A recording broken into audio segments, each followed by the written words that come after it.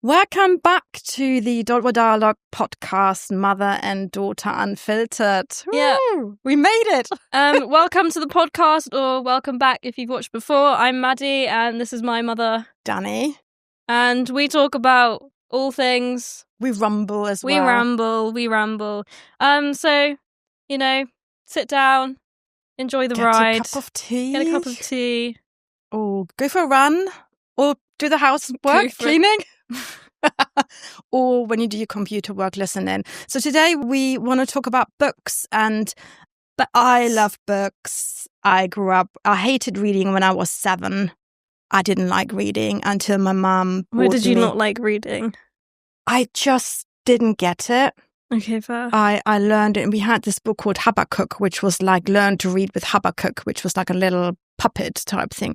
I just didn't get the enjoyment out of it until my mum bought me a book called The Little Vampire, Der kleine Vampir, and we read it together and I got hooked. Ooh. And there were loads of series. It was a book series, and I devoured the stories. And then I started going to the library and starting my journey with Anne of Green Gables and Enid such a classic. The Famous Five, and loads of German books, or Astrid Lindgren's books. So I think today's podcast is about sharing the joy of reading and at the moment what's going on in the social media world. Yeah, and our reading adventures as well, because I feel like, well, me personally, I've been through a lot of different genres. And I think if, past me looked at the type of books I'm reading now, she'd be like, oh, it's the same with everyone though, because you've got different stages. You have your comic stage or your graphic novel. Then when I was, I don't know, in a teenager, you get these 99p novels where the milkmaid is ending up with the farmer and the haystack. That's the thing now. Books are so expensive. It's like every book is like at least £10.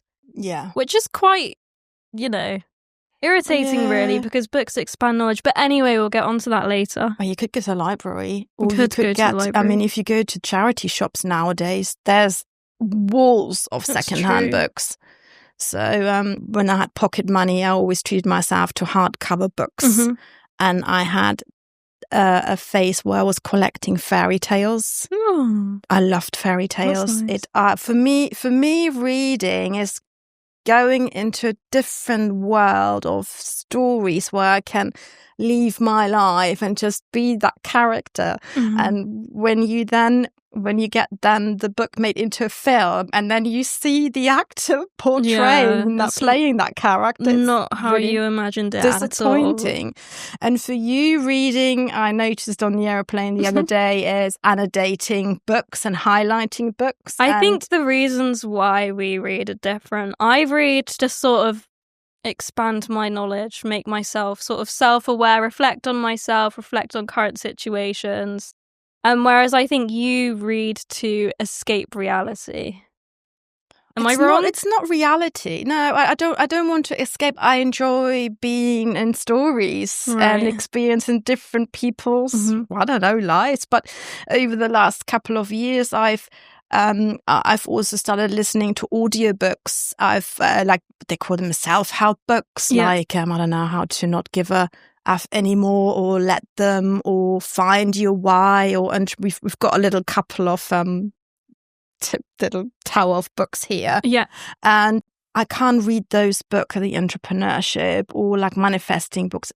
I need to listen to them. If I read them, I fall asleep. I find them really boring. Do you not enjoy them then? I do enjoy them, but not reading. I just drift off. Right. Okay. I read, but then I don't take in. Whilst if I have an audiobook and if the author is reading the book themselves, it captivates me more and I keep more in. That's true. Whilst if I have it on the book, I just either fall asleep because it's really boring to read on a piece of book. Oh, interesting. Yeah. I didn't know that. I can't. And with audiobooks, because I can then listen to it whilst I drive, or whilst I do the cooking, or in the morning for half an hour. You can do it in snippet size. I'm different, I think. I can't really get into audiobooks. I mean, I've only tried a couple, but it doesn't hit the same. What I like about reading is that you can sort of go at your own pace, and then you can stop wherever you want, and I like that side of reading. Whereas audiobooks, it feels very forced. It depends on who reads them. True. Sometimes I've had an audiobook where I did not like the voice, and I didn't continue with it. But with the audiobooks, you can slow down the speed, or you can increase it, or you can rewind, and it stops where you are. So they think there's loads of, and I always used to love books, holding them. But like physical, like turning the pages and the smell. A couple of years ago, I got a Kindle. Yeah. And I love my Kindle, especially now when the eyesight sort of... Because some of the books have got such small writing that I can't really read that anymore. And I'm wearing That's very true. lenses. I find myself squinting sometimes when I read. I'm like... But they're really tiny. And with the Kindle, you can adjust the light, you can adjust the size of the font, and I like that. And I also like that our bookshelves are full, but I also like that because some of the books I read, they're like just novels, they're nothing deep or anything, but they just keep me, before I go to sleep, I always read a couple of pages. I think that's okay though. I think just reading in general is important. It doesn't really matter what you sort of read, but I mean, I don't know whether I was growing up a book person, whether I was really into reading. You probably remember better than I do. Well, we read to you every night. I remember that, and I remember Dad reading to me, and then you reading me like Jacqueline Wilson's Hetty Feather, and a lot of Roald Dahl and a lot of David Walliams. But I think sort of between primary school and secondary school, I wasn't into reading, and I didn't read. I think that's got something to do with schools as well. Maybe. Because you are... I know they want to get your reading age up, and they want you to be a proficient reader and that you can analyze text.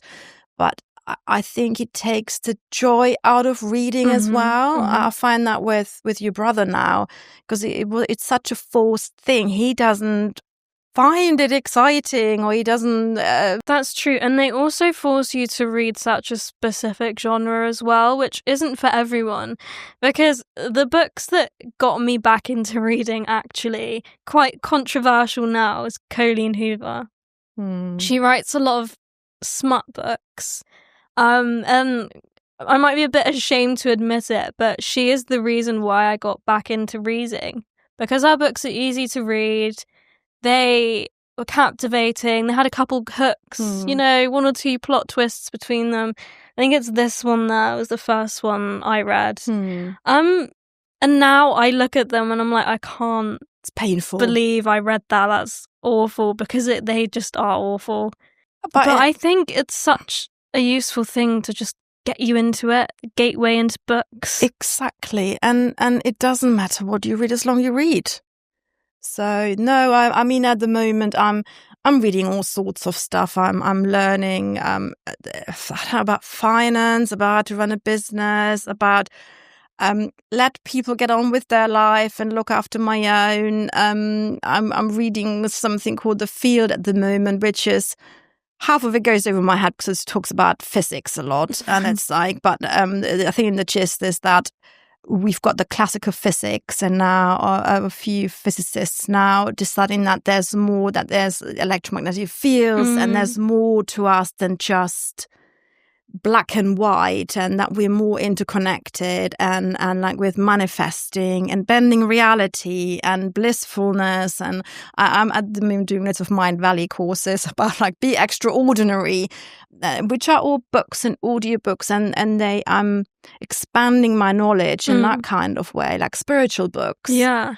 And books are amazing. They can, whatever you want to read, it transcend boundaries. Yes. Yeah, for sure. I had my vampire phase. Oh, where I was reading any stories about vampires. It started with Stephanie Meyer and the what's it called? I can't think now of the books. But they got me back into reading as well. Yeah.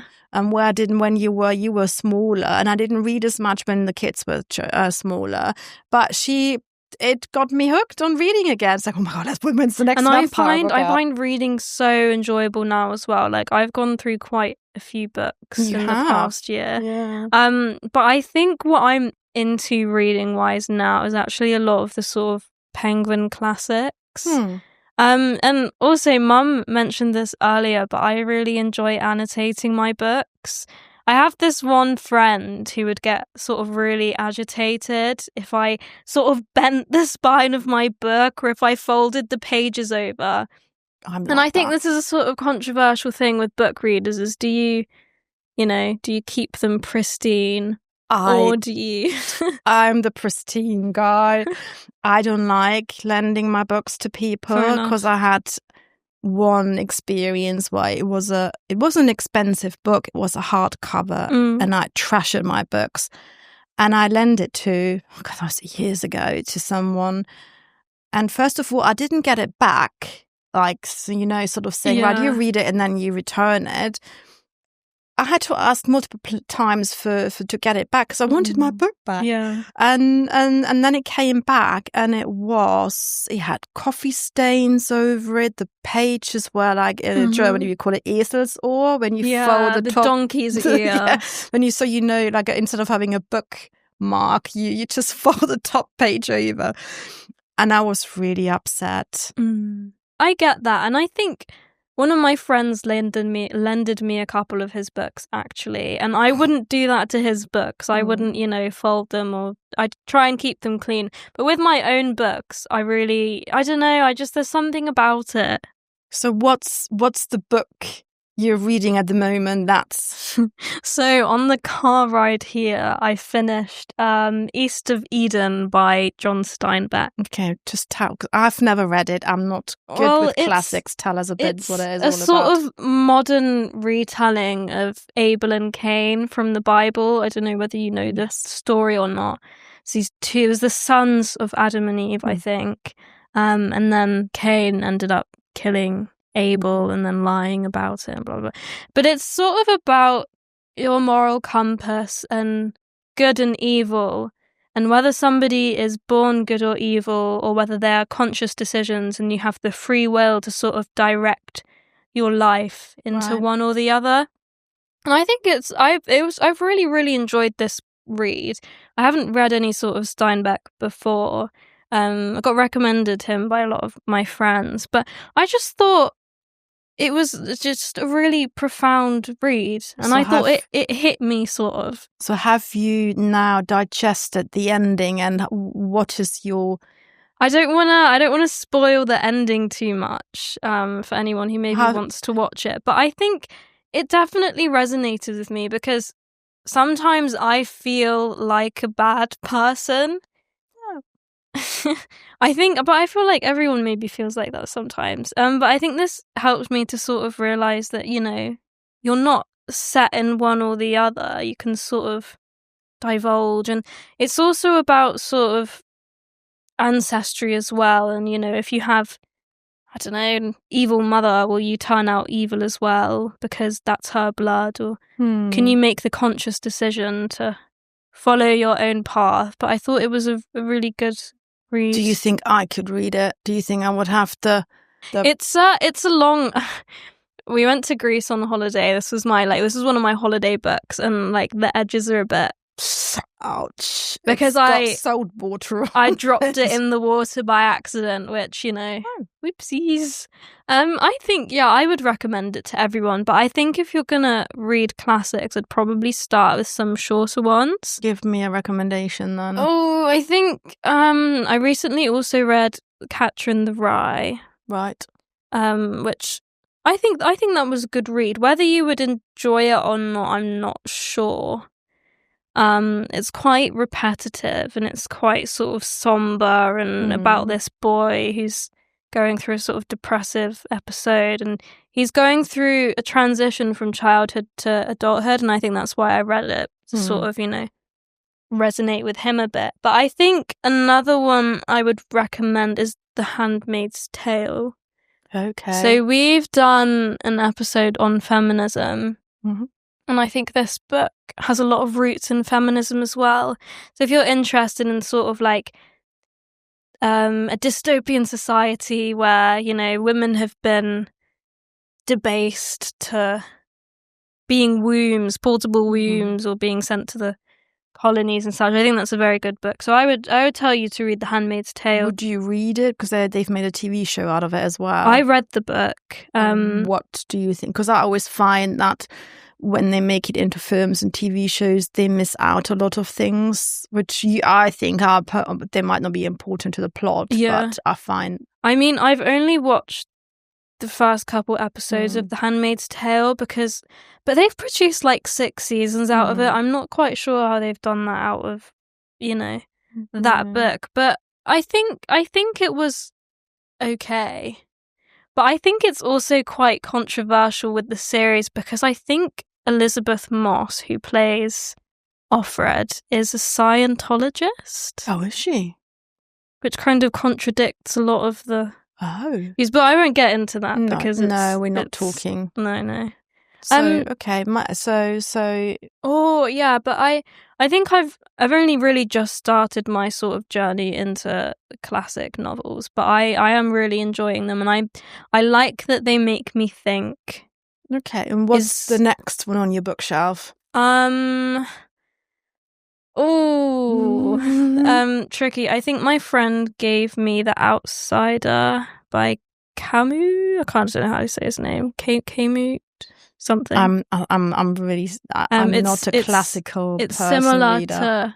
No, I don't want to like come across as pretentious. You are not, no. Either about this, because I think with reading, whatever makes you happy or whatever you enjoy, go for it.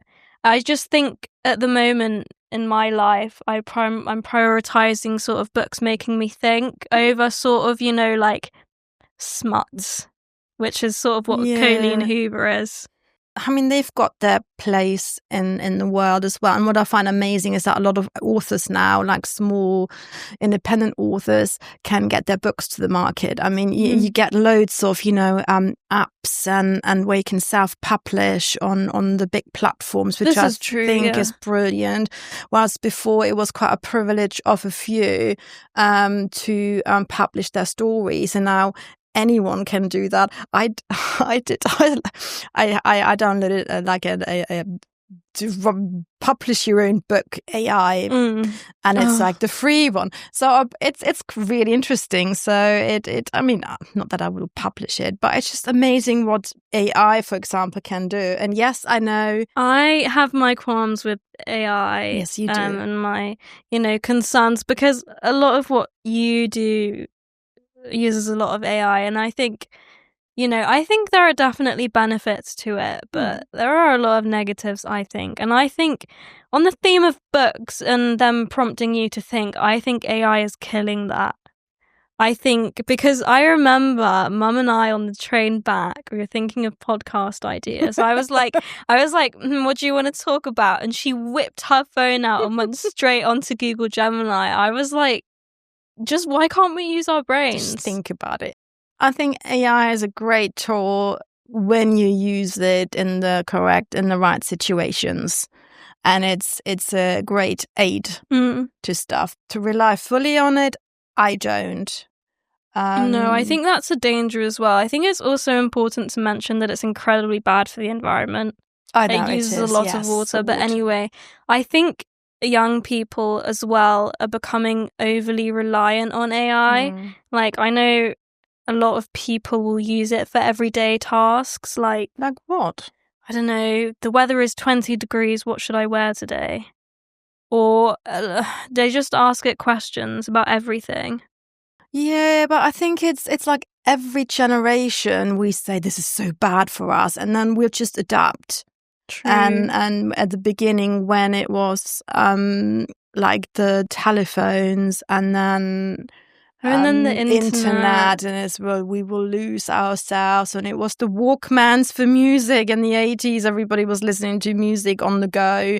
This will be the end of us. We won't be able to hear anymore. So I think this will, at the moment, it's a hype. I think it will settle itself in. I know everybody's using it now. I think a lot of people using it the wrong way. I think I might be wrong. I don't know this, but the majority of it is used for school, though, I think. Well, obviously you have it built into certain software now, but in terms of, like, let's say ChatGPT, I feel like a lot of people rely on it to write essays for them. I think I tried it once to try and write an essay for one of my English subjects, but it was so off the mark. It didn't know anything about the book. So there are some things you just have to do yourself. It depends. I mean, they scour the internet. So they've got this, what I find amazing, they've got this capability. As I said, you need to use it for the right reason. I don't trust it when it comes to law and medical stuff. Don't do that, because AI can make up things. So. It does. And I think one of my friends, they asked it for some citations, so like links to websites and stuff, and it sent them, but they didn't exist. But you use a lot of AI, and you said you used AI to write your book. What do you think about that? Do you think that was horrible? It was horrible. Well, I mean, it was the free version. So with anything when it comes to automation, which is free, it gives you limited characters, it gives you limited space to fill in and limited prompts. So it was not something I wanted to get out of it, because I didn't have enough prompting space to say, do it like this, do it this. But it's just, I find it amazing how something it had a book cover, and it had at the back it had a blurb, and you think, wow, not that I would send this out to people, but I know there's a lot of people who do that, and then they sell it on the big platforms and make money from it. I think fair enough, but I just find it sort of scary that everyone's sort of relying on AI to do a lot of things for them, whereas a lot of these books, for example, well, this one definitely wouldn't have used it. And I think it's just the human mind is so amazing, and the capabilities we have to do things is extraordinary. So why are we? Because it helps us to go. I think that. I know AI is automation. It will take a lot of things away from humanity as we know it at the moment. And I also think that will free up space in doing more social links, social connections between people. Because at the moment we are taken away to do mundane tasks, but you think, I don't want to do this one again. But if you've got your automation that does that for you, I know a lot has to change in for society. Sure. I think in terms of sort of mundane activities, that's, it can do that. But I think we should use AI so that we can follow our passions, not the other way around. For example, if you would have something which would be automated so it gives you time to write a book. I think that's the way to go about it, but also then maybe edit the book. You could, it's a smart tool. It's just how we use it that's misconstrued, and how. Yeah, I agree. It's very, I mean, I know we're talking about, but I've set up my own little coach. So when I go onto my AI, it greets me. How are you this morning? Like a friend? Yes, it is. No. I gave it a little name. What's happened to like social interaction? But I do it all. But sometimes, this. My friend AI. Yes, he gives me, like, for example, every morning I get like a prompt to say, what are you grateful for today? So a lot of my friends, they do journaling in the morning. They wake up early. They do this 5 a.m. club where you get up, you do your journaling, you do your 20-minute meditation, reading, or some exercise.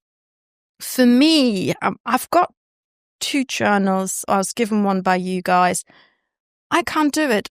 For some reason, I can't put my pen to paper and write down what I think, because I'm on my own. But if somebody sort of gives me little prompts, I know the journaling pages, they have all the what are you grateful for, but I'm more with my laptop. So so I've got like Monday asked me for like I don't know, what are you grateful for? Tuesday, more like a motivational quote. I have something created which is like glimmers. Oh, I know glimmers, people know about it, but I've got like a glimmer journal to get like micro moments of makes you happy. Yeah. And for me, it's a beautiful blend of it all. And journaling books are great, and I love to look at them. And something totally different. Do you buy books because the book cover looks good? Oh, judging a book by its cover. Yes. That's tricky. No, not anymore. But I think I did used to. Do you feel that, when we went to the airport and we went to the bookstore, and the book covers of them all, they're all similar and they're bright and colourful. Oh gosh. And yeah. So I feel like when you go into a bookshop now, like W.H. Smith's or, not so much Waterstones, I don't know. But W.H. Smith's for certain, it's all these sort of like cartoon drawn images and they look really, really innocent.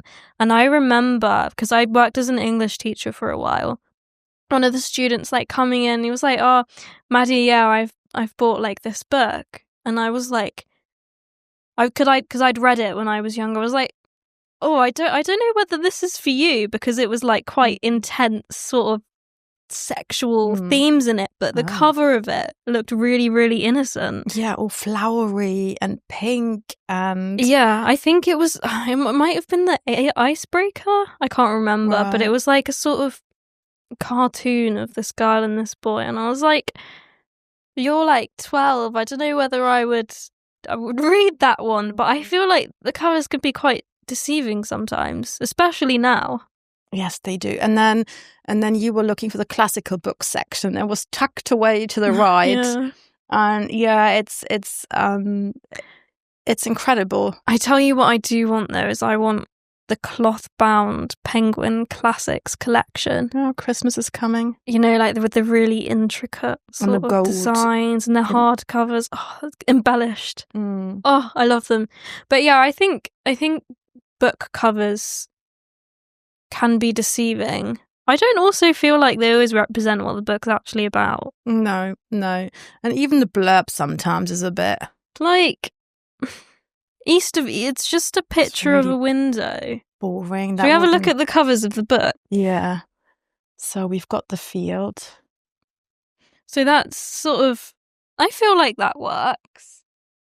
It's about manifesting, isn't it? And sort of... No, that's the one about physics where it's like the physics is all about proven methods. Right. But then you've got the spiritual side of the world, and at the moment more it's trying to come together that... That's another topic. I don't think science and sort of, I don't know... It's been split. Astronomy should be mutually exclusive. I think there is an overlap. I don't think you should pick one or the other. There is, but I'm at the beginning of the book, but a lot of research, a lot of physicists doing research, when they were doing the classical physics, they had all this funding and written papers and praised. And there was one, I don't remember the name.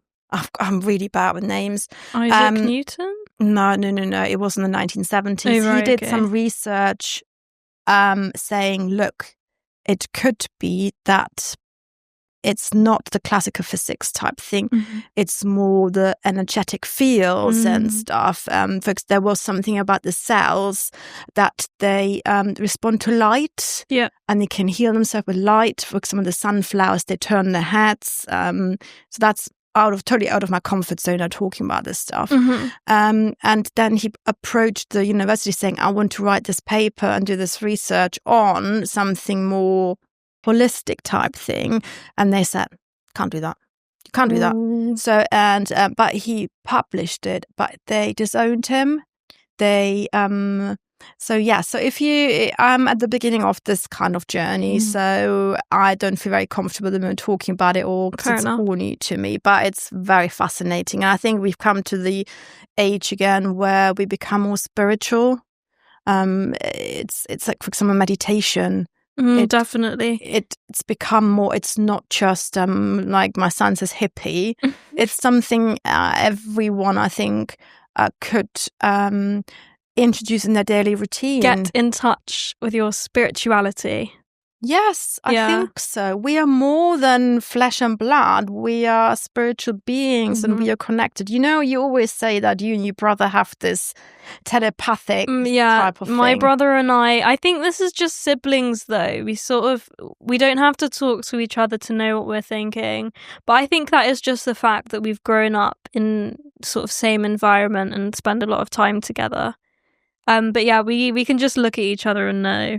But there are neurological connections in there, you know, and where you are connected. It's the same when you have a partner and you have a breakup. You form neurological connections with this person. All of a sudden, they're gone. That's true. You still sort of crave the feeling or the routine, whatever it was. So we are very fluid as well, and I think we've been untaught all of that and to be with ourselves. And I've been doing a lot of this kind of relearning. Listening to like the human side of the brain rather than like the chimp. Yeah. Your critical your self. Rationale. Which can be quite cruel. That sounds like a very interesting book. I might have to read it. I don't know, I haven't really delved into the sort of, is it science fiction? No, it's more esoteric, sort of like the spiritual type of book. But yeah, sounds interesting. I'm gonna maybe borrow it. It's one of those books where I was thinking I should have it as a physical book instead of just listening to it, because I think that one I sometimes have to go over a paragraph, and if I would just listen to it, it wouldn't click. Yeah. And but other books, I prefer. I said that earlier. I prefer as an audio. Audiobooks. I. Anyway, continuing on with the covers. I think this is one of the Colleen Hoover books. Ugly Love. It looks like, yes, I would buy that because I like the blue. I like the blue, and I think, oh gosh, look, you got all my sticky notes and stuff in it, and I think it's okay, and I think, you know, it appealed to me then, and I'm glad that I did read it because it did get me back into reading. But I think now it's sort of that time's over. Yeah, so books are very exciting, and books open up so many levels of imagination or educating yourself, broaden your mindset, grow your mindset. Oh, this as well. It's sort of seeing other people's perspectives as well, and like other sides of different stories. And that's what I quite like about this book, is that it's sort of lots of perspectives from different people, because it follows lots of different families, and then it sort of follows how they all move to the same sort of town, and then how they interact, and then how different people are. It's a great book. So when you go back to your schooling and you read certain books, did you enjoy how that was taught, how reading and literature was taught in school? Because I think for me, English was very different from secondary school to sixth form. Secondary school was more sort of, we'd read the books together in class, and then the teacher would essentially tell us what each quote meant. Whereas sixth form, I did the IB, which is an alternative to A-levels. It's more independent, I think. And we had to read the books in our own time, and then we'd have like mini seminars each lesson, and then we'd have to contribute what we thought about the chapter we read, and certain quotes and what we thought each of it meant, and then we'd have like little debates, and that was really... So that's like a book club then? Essentially, yeah. And I know a lot of people, like you, for example, don't like annotating books, but I really, really enjoy it. It's probably because I don't understand. My schooling was in the 80s, early 90s. I don't even remember what books I read, but I don't think we annotated them. No, I think a lot of sort of, because I really, really enjoy English literature though, so this is what the difference might be is, but there's this thing called diction, which is essentially the idea that every single word that the author writes in a book has a deeper meaning. Like, they've chosen that word for a reason. Really? And I think this is why I also overanalyze a lot of things, is because I'm sort of in that mindset that each word means a particular thing. Or, for example, I don't know, if it's raining, that's pathetic fallacy of the mood being sad or something like that. So I think I take that in my everyday life too much as well. It's sort of like, if you say something to me in a specific way, then I'm going to sort of imply that it means this and it's got a deeper meaning. So I think sometimes I can get a bit... So you're really philosophical then as well?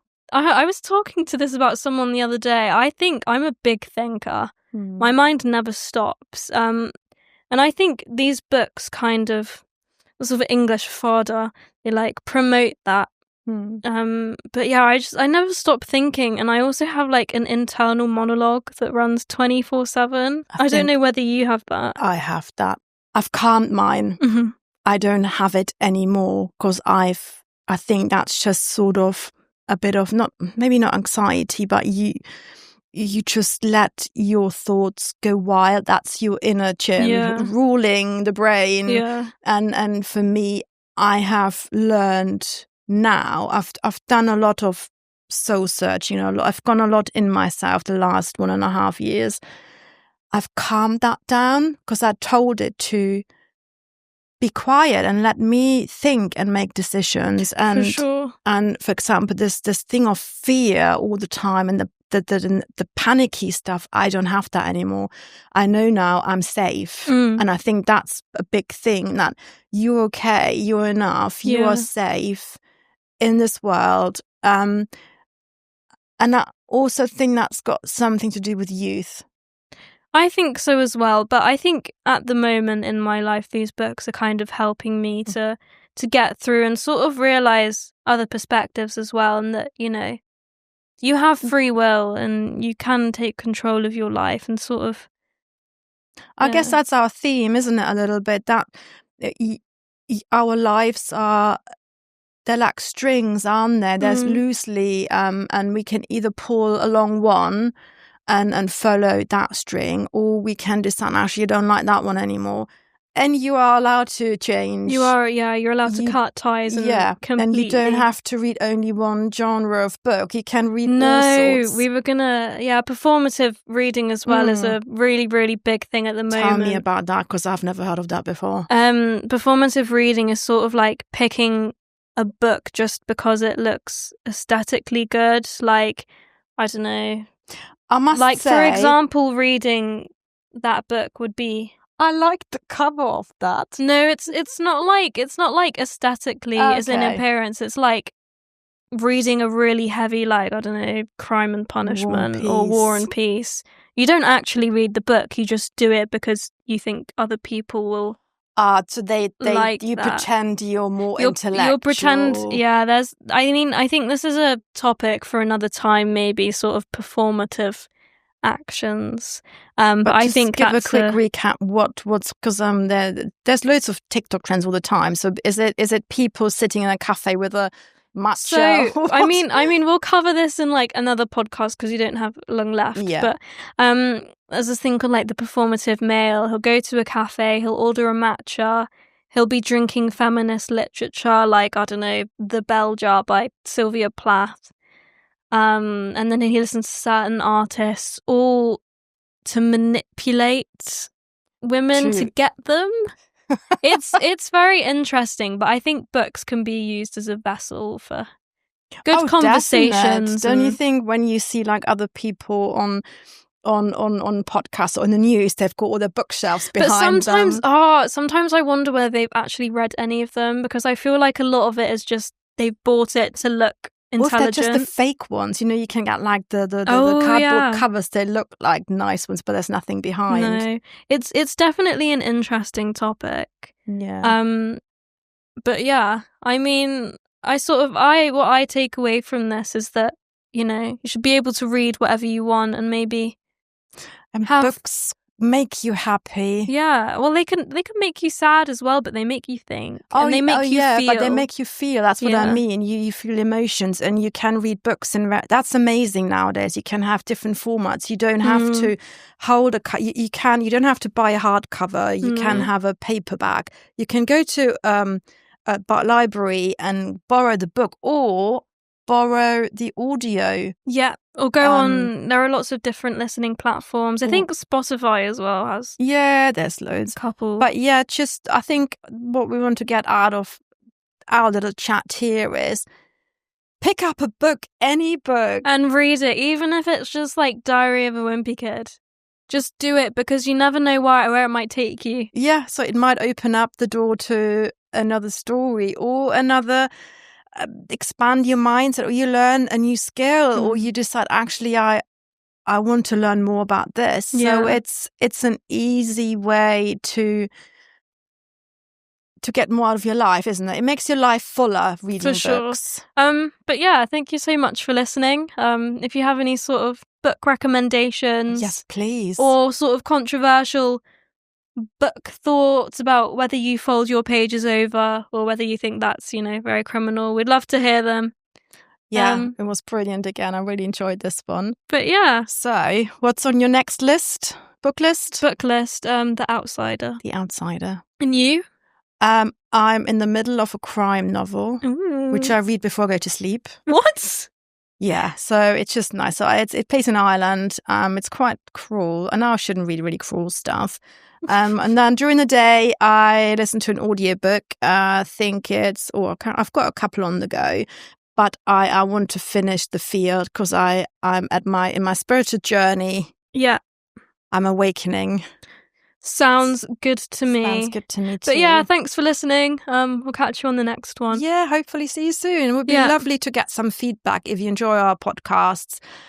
We don't know yet. We will let you know what platforms you're going to be on. Yeah. But it's going to be the Dodwa Dialogue, Mother and Daughter Unfiltered. So hopefully you become a subscriber, and we see you soon.